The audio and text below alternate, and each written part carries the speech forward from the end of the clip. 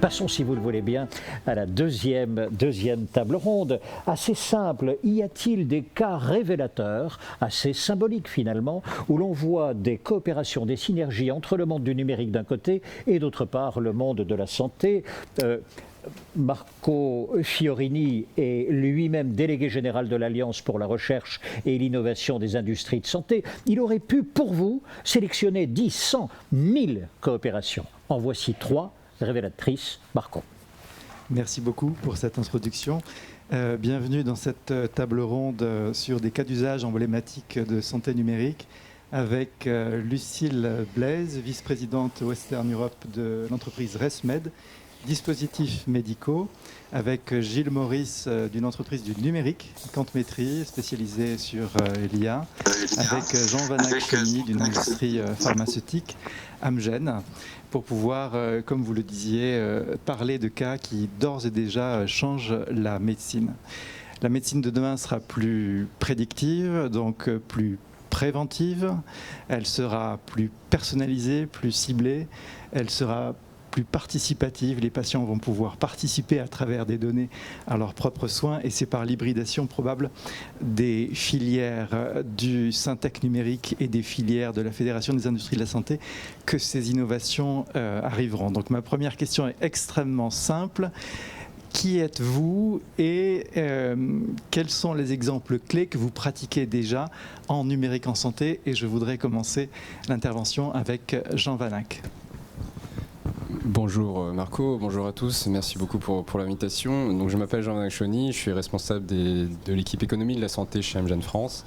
Et donc on travaille principalement sur les études médico-économiques à l'attention des autorités de santé et les études en vie réelle, notamment celles que l'on peut mener à partir des registres et cohortes académiques dans le cadre de partenariats scientifiques. Mais également les études à partir des données de l'assurance maladie issues notamment du SNDS. De plus en plus maintenant, on développe même des études qui permettent de coupler ces deux typologies de sources de données entre registres, cohortes et SNDS qui viennent enrichir ce que l'on peut faire sur l'analyse des données. Alors, Amgen est un laboratoire pharmaceutique américain, une société de biotechnologie basée en Californie. Et donc je ne vais pas vous surprendre en disant que les ponts entre industrie de santé et industrie du numérique sont très forts et évidemment constituent un enjeu stratégique pour une société comme Amgen. D'ailleurs au niveau mondial, la division en charge de ces activités s'appelle Digital Health and Innovation et je crois que c'est assez révélateur de ce que l'on veut faire avec cette division. Avec 3 axes de développement majeurs que sont l'intelligence artificielle, notamment le développement du machine learning et du deep learning à visée de construction de modèles prédictifs pour aider les cliniciens dans leur prise de décision, notamment thérapeutique. Le deuxième axe, c'est évidemment la télémédecine avec des solutions en particulier autour de la télésurveillance pour renforcer le lien et le suivi du patient dans le temps, le lien entre professionnels de santé et patients évidemment. Et puis le troisième axe, c'est tout ce qui va être autour des solutions orientées pour les patients, notamment par exemple des assistants digitaux pour une meilleure accompagnement des patients dans son parcours de soins, parcours de vie, et aussi faire le lien encore une fois entre soignants et patients. Alors un cas peut-être concret d'usage que l'on développe aujourd'hui, en tout cas au sein de la filiale Amgen France en particulier, c'est le cas du myélome. Donc c'est un des principaux cancers hématologiques, les plus fréquents en France. Cancer de plutôt mauvais pronostic dans ses formes les plus symptomatiques.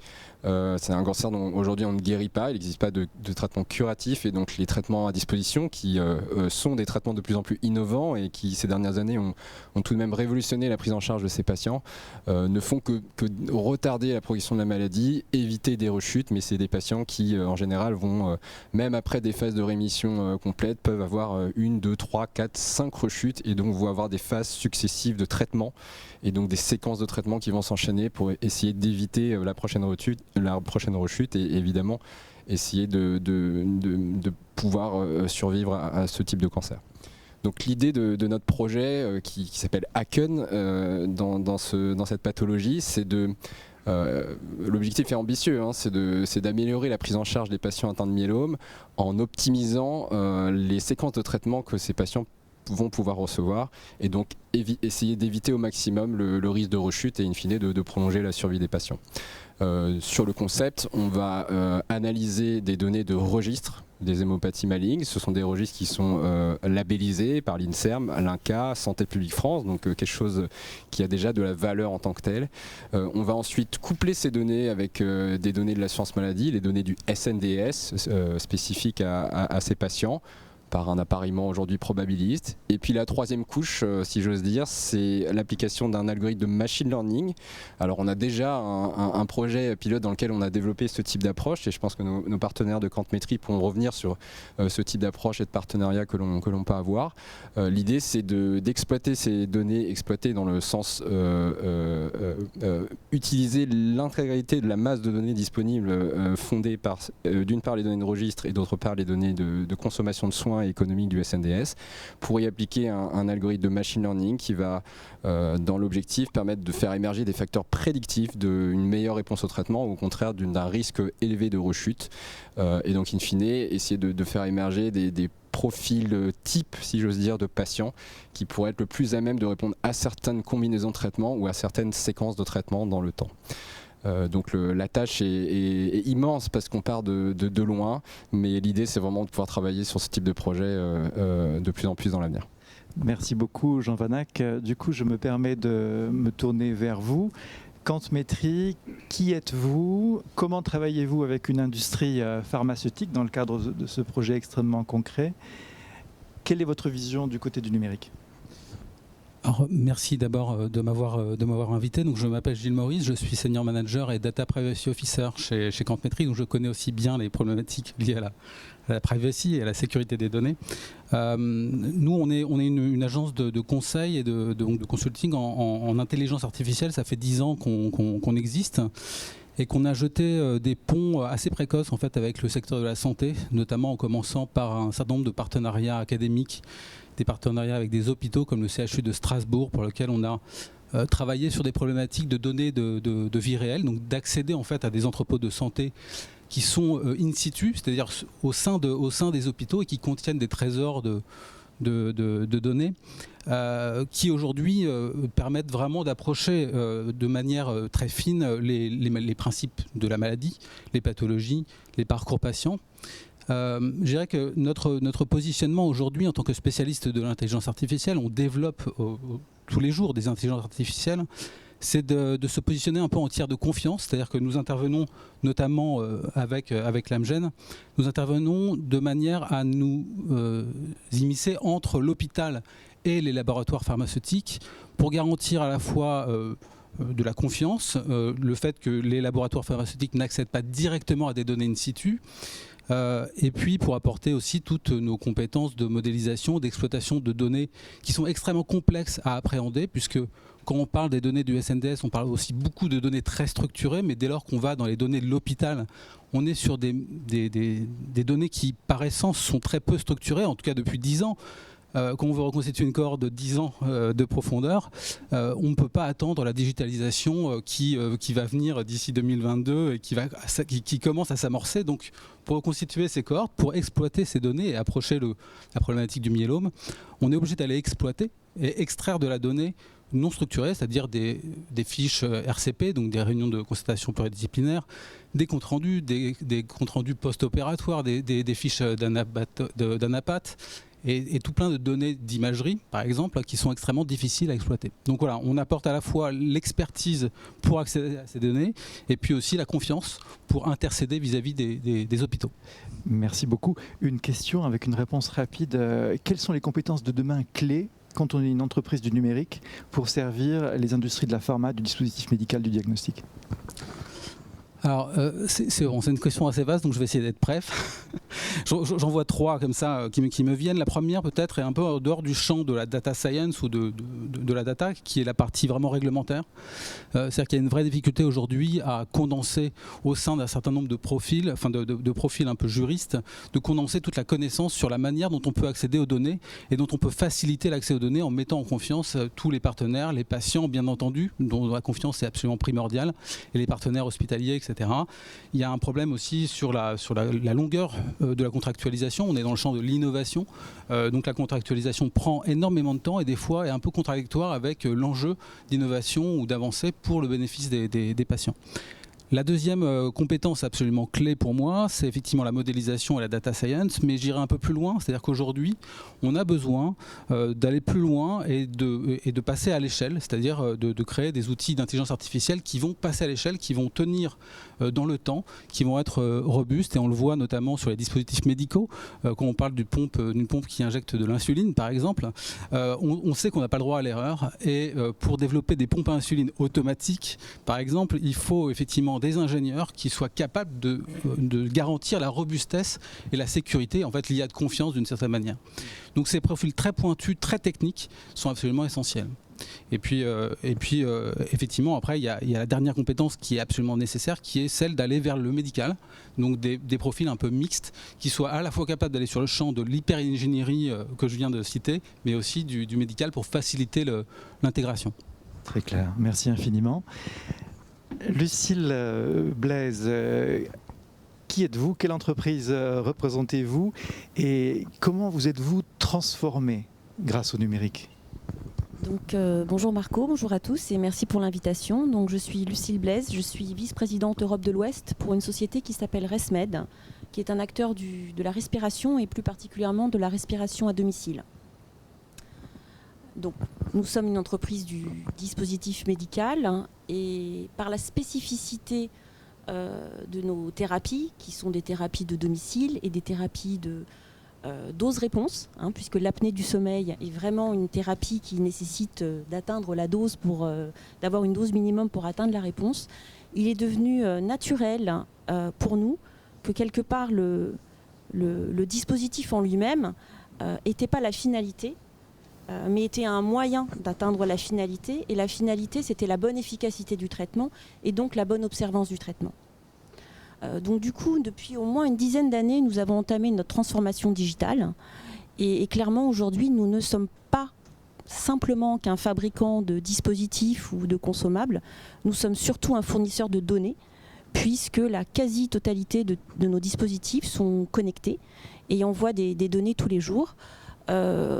Sur un point global, nous avons aujourd'hui plus de 16 millions de patients qui envoient des données toutes les nuits et qui permettent ainsi de développer des approches personnalisées pour accompagner les patients vers la bonne utilisation, vers une bonne adhérence au traitement. Et surtout, maintenant, ça n'est pas simplement du hardware ou du software, c'est un écosystème connecté, puisque nous avons développé des applications de coaching et d'accompagnement, là aussi pour impliquer et vraiment se tourner vers une médecine centrée vers le patient et personnalisée.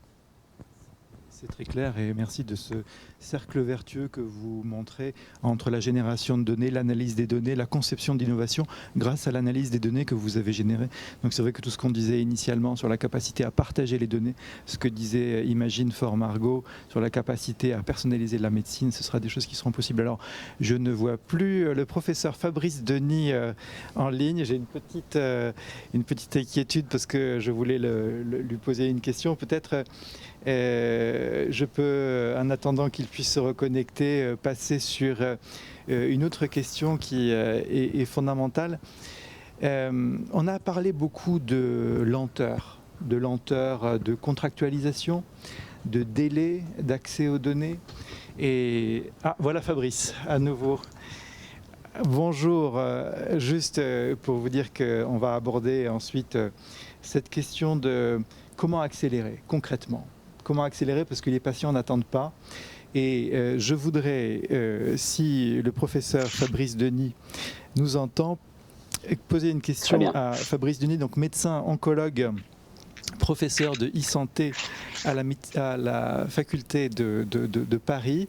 Alors, pour vous, Fabrice, est-ce que vous pourriez également vous présenter et nous donner quelques exemples de projets que vous avez menés, de l'idée jusqu'à la réalisation, avec cette capacité d'accélération que l'on va ensuite sonder avec nos autres collègues ici.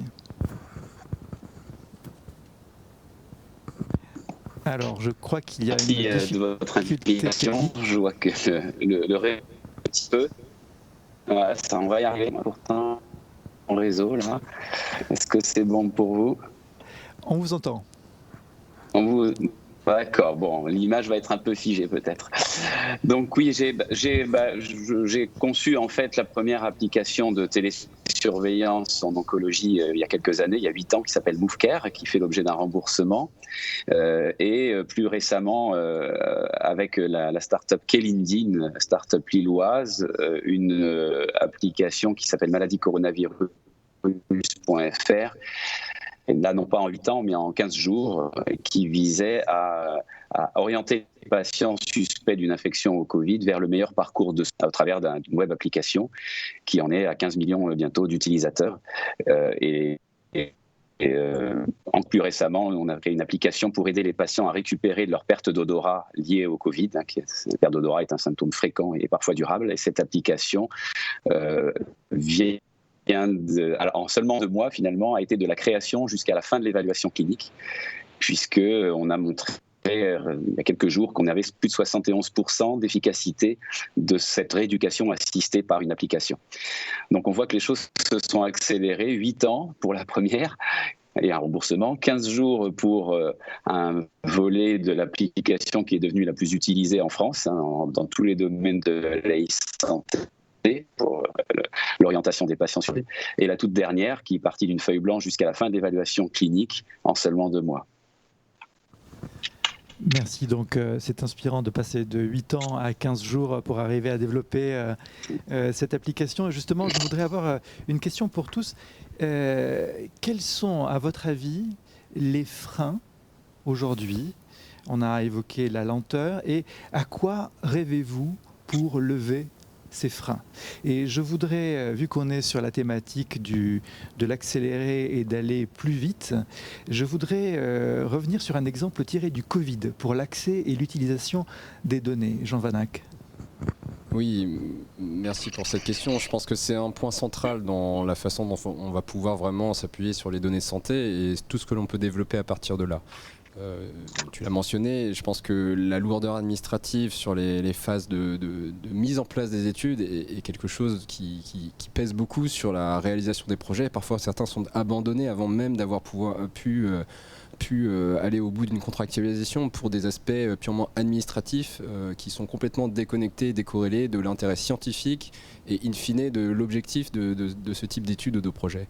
Donc je pense que la crise, ça a été rappelé en introduction du colloque, la crise a aussi été un accélérateur sur certains aspects et une certaine vision pragmatique des choses a pu émerger. Je pense qu'il faut saluer l'initiative notamment du Health Data Hub dans le contexte d'état d'urgence sanitaire qui a pu tenter d'accélérer la mise à disposition de données spécifiques des patients hospitalisés pour Covid, avec un système, on va dire, pragmatique, encore une fois, certes dégradé, mais des données hospitalières spécifiques des patients Covid-19 ont pu être remontées bien plus rapidement que ce qui est fait d'habitude par les hôpitaux, par les systèmes classiques, en tout cas, gérés par la TIH. Ces données qui d'habitude sont complètement vérifiées, checkées par les agences régionales de santé, là il y avait un système dégradé qui a permis d'aller plus vite. Alors certes, c'est des données qui ne sont pas totalement quality check comme on a l'habitude de l'avoir sur les hospitalisations, mais ce jeu de données hospitalisation Covid-19 spécifiques ont ensuite pu être appariées avec les données du SNDS pour connecter avec les données de soins de ville, et je pense que c'est vraiment important d'avoir cette vision complète du parcours de patient qui sort de l'hôpital après avoir survécu au Covid en milieu hospitalier. Et ensuite, ces données appariées hospitalières et soins de ville ont pu être analysées par des équipes pour justement regarder la prise en charge de ces patients et le devenir de ces patients. Donc je pense que c'est un bon exemple, avec évidemment des freins, parce que ça, même si ça s'est fait rapidement par rapport à d'habitude, ça reste trop long par rapport à ce qu'on aurait pu faire. Et puis aujourd'hui limité, c'est uniquement des équipes académiques ou les institutionnels en charge de ces données qui ont eu accès rapide et direct à ces données, alors que je pense que des industriels de la santé, du numérique, auraient pu apporter leur pierre à l'édifice et et je pense qu'il faut aller plus loin sur cette vision pragmatique de on aurait pu connecter les points un peu plus vite, on aurait pu mutualiser le savoir, les données et les solutions qu'on peut apporter aussi bien en tant qu'industriel de santé, industrie du numérique sur ce type de thématiques en plein milieu de la crise. Très clair, merci infiniment. On risque d'y prendre goût. Les innovateurs risquent de prendre goût à accélérer l'accès aux données pour innover, pour passer de la précaution à la capacité d'innover rapidement pour les patients. Peut-être, professeur Denis, un élément clé, le système national de données de santé, c'est aussi un accélérateur de l'évaluation clinique des innovations. Quand on a préparé la table ronde, vous m'avez montré avec beaucoup de clarté comment ces données vous permettent d'évaluer plus vite des solutions nouvelles avec l'existant. Vous pouvez nous en dire deux mots ? C'est clairement une base de données de très haute qualité, le SNDS, qui est d'ailleurs la meilleure base de données médicale au monde en termes de données de santé, de données médico-économiques, mais qui est infiniment sous-exploité. Et on vient d'expliquer pourquoi, parce que l'accès finalement est restreint pour l'instant à certaines catégories de chercheurs ou d'académiques et pas assez ouvert aux industriels. Alors effectivement, qu'est-ce qu'on peut avoir comme données ? L'exemple type, par exemple pour une télésurveillance de cancer, c'est par exemple de voir dans la vraie vie, c'est-à-dire en utilisant l'application de télésurveillance, le coût des patients, leur consommation de soins, leur récidive, leur consommation en chimiothérapie. On peut calculer ça et rechercher ça à partir du SNDS et donc avoir un coût, même un bénéfice médico-économique évalué par les données du SNDS des patients qui utilisent cette application. Et tout simplement comparer cette cohorte de patients à une cohorte qui n'a pas cette application, qui a quand même des données dans le SNDS, qui sont à parier, et faire de la comparaison, même si ce n'est pas très joli, on appelle ça des comparaisons entre cohortes historiques et cohortes prospectives, mais vu la qualité des données, on peut obtenir des données très pertinentes, et très rapidement surtout, beaucoup plus rapidement et à moindre coût qu'un essai randomisé. Donc on va faire un tirage au sort avec un groupe avec application, un groupe sans application. On va aller chercher les données dans les dossiers médicaux pour vérifier le bénéfice médical et économique. Ça, c'est ce qu'on fait encore actuellement, qui coûte énormément d'argent, qui dure des années. Et finalement, on pourrait avoir des résultats beaucoup plus rapidement en utilisant cette magnifique base de données. Merci infiniment, c'est limpide. Lucille, en préparant la table ronde, on se disait que parfois, ces données peuvent également nous permettre de faire évoluer des modèles économiques qui sont un peu à bout de souffle. Est-ce que vous pouvez nous expliquer comment les données peuvent nous permettre de renouveler l'accès au marché des innovations qui hybrident les filières santé et numérique ? Clairement, parce qu'encore une fois, la donnée, c'est un marqueur de la performance. Et quelque part, si on se projette sur des modèles où on souhaite que tous les investissements en santé soient non seulement transparents, mais génèrent de la valeur et des bénéfices pour le patient, il est clair qu'aujourd'hui, nos systèmes de prise en charge, le plus possible, doivent essayer de s'orienter vers la valeur générée et donc sur la mesure de l'outcome et de la performance. On a entamé ce mouvement sur l'apnée du sommeil, où on a mis en place un remboursement à la performance où nos clients sont valorisés en fonction de la bonne observance des patients. Clairement, aujourd'hui, je pense que nous devons aller bien au-delà, surtout si on considère que l'apnée du sommeil, c'est plus de 800 millions d'euros par an. C'est aujourd'hui probablement plus de 1,3 million de patients. Et si on regarde la prévalence, il est clair que d'ici quelques années, 2-3 millions de patients, c'est ce qu'il serait probablement souhaitable de traiter. Donc nous devons aller au-delà. Et au-delà, ça veut dire que l'observance en tant que telle est un premier pas, mais n'est pas forcément la performance réelle.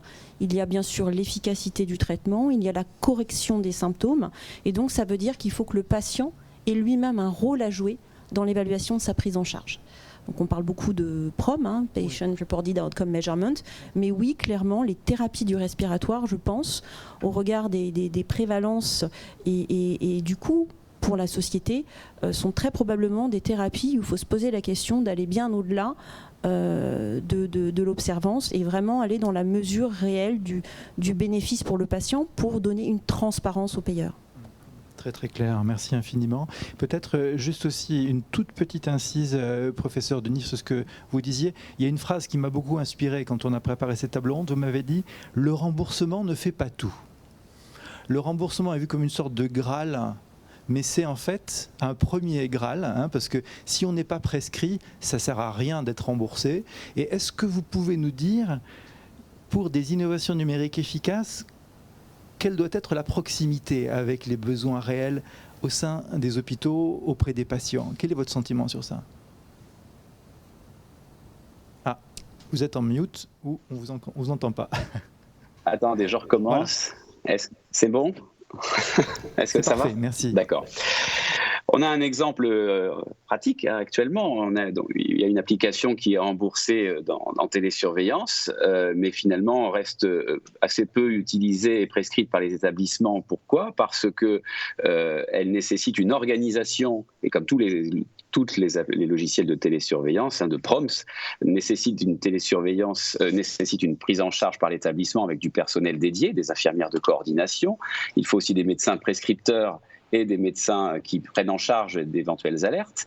Il faut aussi des infirmières qui passent à domicile pour les personnes qui ne sont pas spécialement connectées à Internet pour leur faire utiliser ce type de logiciel. Finalement, si vous n'avez pas cet écosystème de prescripteurs, d'infirmières, analystes ou d'aide à l'usage de ces outils, l'outil n'est pas ou peu utilisé et avoir un remboursement, c'est bien, mais il faut être prescrit. Et pour être prescrit, il faut créer des actes. Des actes de prescription, des actes d'utilisation. Donc c'est quelque chose qui devrait être abordé au prochain projet de loi de la sécurité sociale, création d'actes d'infirmières de coordination, de médecins prescripteurs. Mais effectivement, pour l'instant, on a des très beaux outils. Il y a une quinzaine de sociétés d'éditeurs de logiciels qui ont des outils de télésurveillance uniquement déjà en cancérologie. Très, très intéressant, mais pas peu utilisés. Excusez-moi. Voilà. Très très clair. Merci infiniment de cette précision. Peut-être, Gilles, vous avez vu que les données sont de plus en plus diverses en typologie et on espère qu'elles seront de plus en plus accessibles.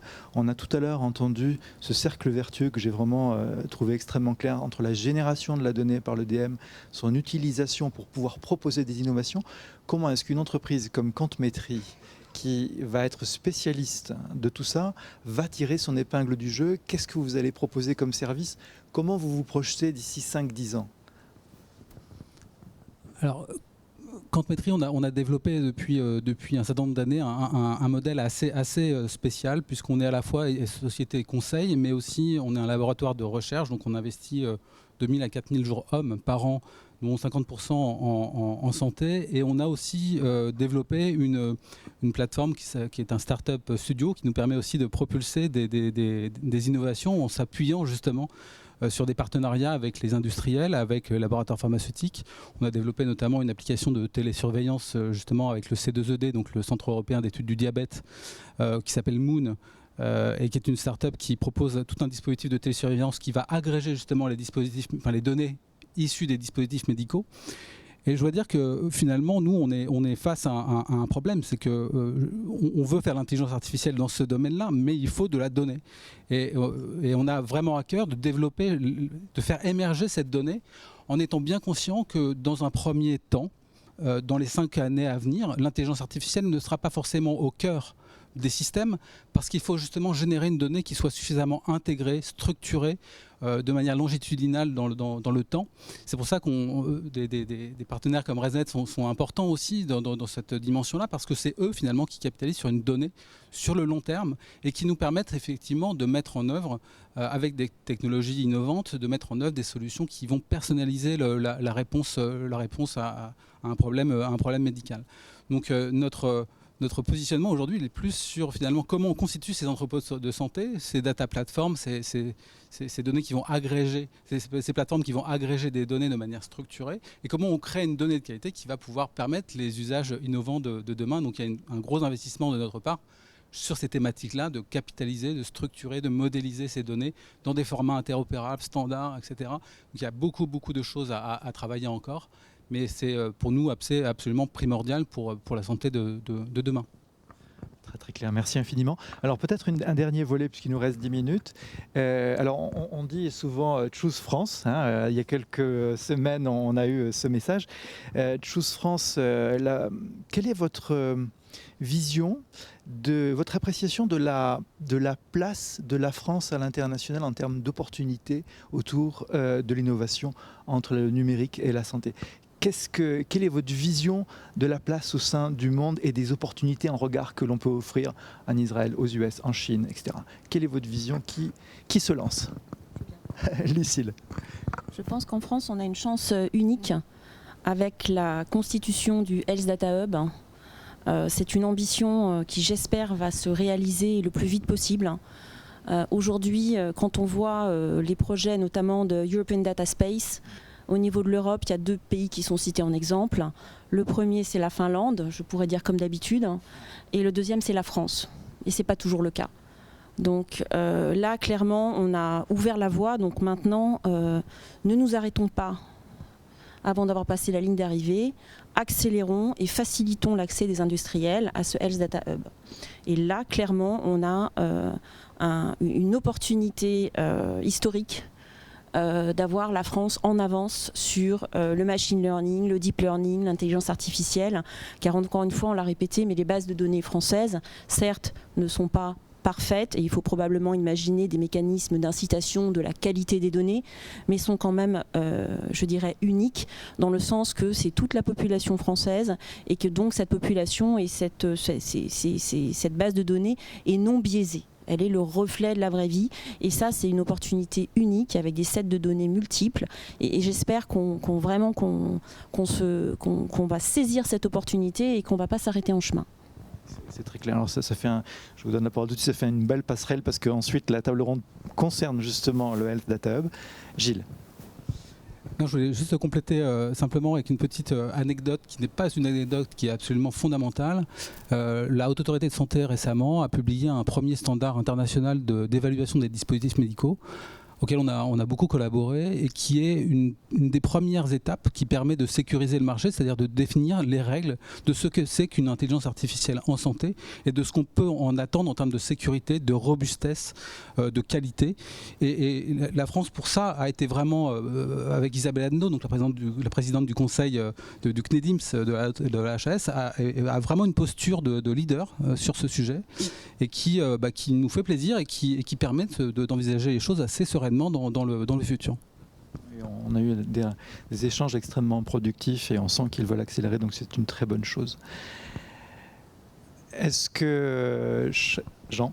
Oui, peut-être pour compléter les propos, je pense que Choose France, derrière ce thème, il y a une vraie volonté politique volontariste d'attirer les investissements, notamment étrangers. Et bon, je représente encore une fois une entreprise américaine. Même les Américains sont prêts à investir, et c'est pas tout le temps le cas, sur un territoire comme la France, sur ce domaine spécifique des données de santé. Et on a la chance de pouvoir avoir des programmes d'investissement spécifiques sur des projets en France. Ça parle évidemment autour des données connectées avec le Health Data Hub, mais ça a été aussi rappelé dans l'introduction, des programmes qui sont issus du CSF, IA et santé, IA et cancer. Je pense qu'aujourd'hui il faut vraiment aussi accélérer. Si le gouvernement tient sa ligne sur Choose France, il faut aussi qu'il nous aide, que l'administration nous aide pour débloquer des projets qui sur le papier sont déjà très bien ficelés, mais qui malheureusement manquent encore dans la réalisation pour des questions administratives et juridiques. Et je pense qu'on peut vraiment réussir à dépasser cela pour aller plus loin et jouer cette carte Choose France à l'international. En tout cas, pour une fois, c'est pas forcément l'argent qui manque. Et je pense qu'il faut le souligner, on a une volonté de pouvoir investir, et aujourd'hui on a certains freins qu'on a vraiment envie de pouvoir lever. Cultiver le jardin des données françaises pour innover plus vite et mieux. Lucille, je vous passe tout de suite la parole. Professeur Denis, un mot, ou est-ce que... On peut choisir la France, ça fonctionne, c'est bon? C'est bon, on vous entend. Ouais. Oui, je dis Choose France, effectivement, c'est un beau message. Et en plus, on n'est pas très loin d'arriver pas au Graal, mais en tout cas à la bonne capacité d'accélération des développements cliniques et technologiques. Ce qui manque encore, c'est quand même un accompagnement financier des startups et des structures qui se lancent dans la création de ce type d'outils, parce qu'il faut quand même investir pour avoir cette qualité technique qui est requise par les dispositifs médicaux dans ce domaine, et surtout l'investissement dans l'évaluation clinique, qui a un coût très élevé, sans aucune certitude d'accéder à un résultat. Donc, accumuler effectivement ces aides au développement clinique et technologique et faciliter cette évaluation clinique en s'appuyant sur les études de vie réelle couplées au Health Data Hub, plutôt que de ne brandir uniquement que le Saint Graal de l'essai randomisé, qui certes est très bien, mais très compliqué, très long et finalement peu accessible. Eh bien, voilà, si on a des études cliniques plus, on va dire, simplifiées en vie réelle et financées un peu comme ce qui est le cas en Allemagne, où on peut maintenant lancer un dispositif médical à partir d'une toute petite étude et être financé pour aller plus loin dans l'évaluation en vie réelle et dans un pseudo-remboursement transitoire, on va dire, eh bien, ça, c'est un modèle qu'il faut suivre et même, à mon avis, intensifier. Merci infiniment. Je pense, Lucille, vous souhaitiez avoir un mot. Oui, je voulais rebondir sur ce qu'on disait précédemment. Je pense qu'il y a aussi une opportunité unique en Europe et en France. C'est que quelque part, on doit absolument créer un cadre de confiance. On l'a bien vu tout à l'heure avec les témoignages des patients. Cette nécessité, ce besoin de confiance qu'on comprend tous en tant que citoyens et patients. Si on regarde notre cadre réglementaire, je pense qu'on est dans une situation aussi unique. Nous avons RGPD, nous avons l'hébergement de données avec HDS, nous avons MDR pour le medical device, nous avons ça pour le diagnostic in vitro. Nous avons un cadre réglementaire qui est un prérequis, qui, si on se penche et on regarde dans le détail ce que ça implique, est un gage de suivi, est un gage de transparence, est un gage de confiance. Il faut peut-être qu'on explique davantage ce que ces acronymes veulent dire, parce que les éléments pour créer la confiance, ils sont là. Et donc j'espère qu'on nous rendra cette confiance qu'on attend tous. Vous avez raison. Et par ailleurs, en termes de capacité, la France est une très belle terre de mathématiques appliquées. C'est pour ça qu'en IA, on est très fort. Et l'IA est l'outil le plus adapté pour lire, interpréter, comprendre des masses de données à l'échelle de ce qui arrive. Voilà, nous avons à peu près tourné l'ensemble des thématiques que nous voulions aborder. Merci beaucoup.